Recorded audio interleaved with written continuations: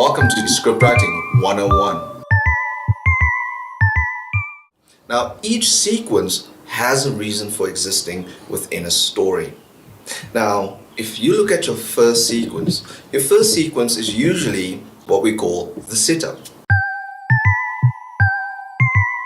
Basically, that's where you find out a bit more about the character. Who is this character? What is the world that the character actually lives in? Your second sequence is what we call the inciting incident. Now, you will find that different movies have different places wherein the inciting incident will take place. If we have to look at a movie like Get Out, the inciting incident you might think happens pretty late on in the movie. Actually not.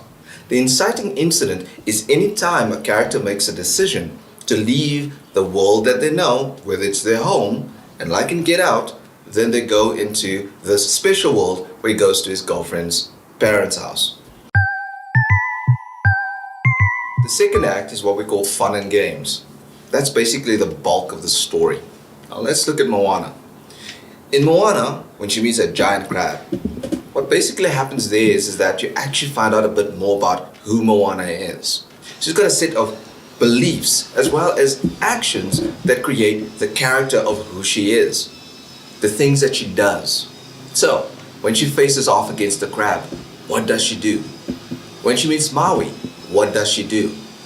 Now, when she comes into contact with these different characters, you actually see the conflict between herself and the different characters that she's coming into conflict with. Now, these sequences generally just through different scenes set up the tension, build up the tension, and then release the tension, meaning that whatever is being set up has to always be resolved by the end of a certain sequence. Now, these sequences actually contribute to the greater narrative, which is the great tension that she's dealing with. The third act is where we have what we call the climax. Now, the climax is where all of those conflicts, that grand tension that's been running throughout the movie, basically clashes with the character.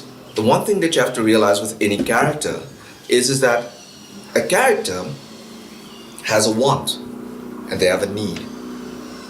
And it's in the third act climax where those things actually come up against one another and a choice has to be made. Oftentimes, the last bit that we all like with a really good story, the resolution, is when a characters realize that what they want and what they need are two separate things.